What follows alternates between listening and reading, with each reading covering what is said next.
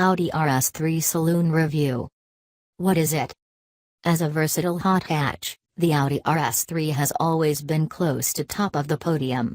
If you want a quick, luxurious and secure all-weather machine that offers decent levels of practicality and reasonable running costs, it's hard to ignore Ingolstadt's junior performance car.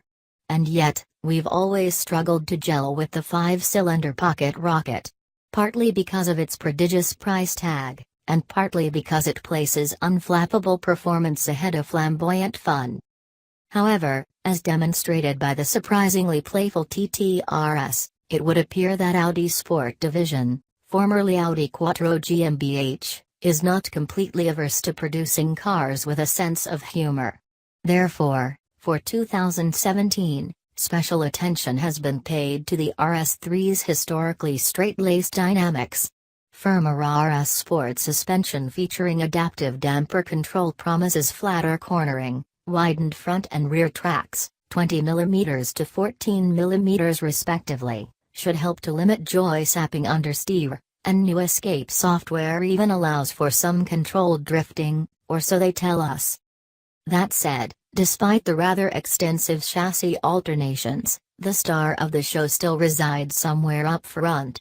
Billed as the world's most powerful series production 5-cylinder engine, the 2.5-liter turbocharged 5-cylinder is a lighter, more efficient version of the TTRS's spectacular motor. Exchanging a steel crankcase for a lighter but stiffer aluminium unit accounts for most of the weight saving, while a new dual injection process, patented valve lift system and a freer flowing exhaust help unleash a few more horses. With peak power now rated at a truly balmy 394 bhp, this mid-level RS is now more than half a second quicker to 62 miles per hour than the original Audi R8. And unlike that car, you'll be able to produce the same results time and again, thanks to Audi's 7-speed double-clutch S-tronic gearbox, although we did find the same box a tad stodgy in the TTRS. What's it like to spend time in? The interior is a triumph.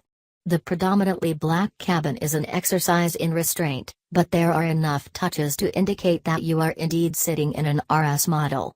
The traditional flat-bottom steering wheel is present and correct, embossed RS logos on the cross-stitched leather seats add a touch of class, and in line with the rest of the facelifted A3 lineup, the interior of the RS3 can be enhanced with Audi's virtual cockpit display. However, small details aside, there's only one feature in the cabin that truly matters: the bright red starter button. Thumb it and the 5-cylinder motor barks into life with an intensity that betrays its compact size. Driving around town, that iconic offbeat firing sequence sounds truly superb, although we were a touch surprised by a distinct lack of pops and crackles on the overrun. Perhaps Audi has grown tired of artificial sonic enhancements? Regardless, with 354 pounds-foot from 1,700 revolutions per minute, the RS3 is seriously quick off the line. The 4.1 seconds to 62 miles per hour sprint feels entirely believable from behind the wheel, with the Quattro all-wheel drive system ensuring effectively no loss of traction. Combined with a quick-shifting dual-clutch transmission, in manual mode, there are very few road cars that are capable of delivering the same levels of effortless performance. And yet, once up and running, the RS3 never quite delivers the same kind of top-end rush that you expect from a near 400 bhp sports saloon.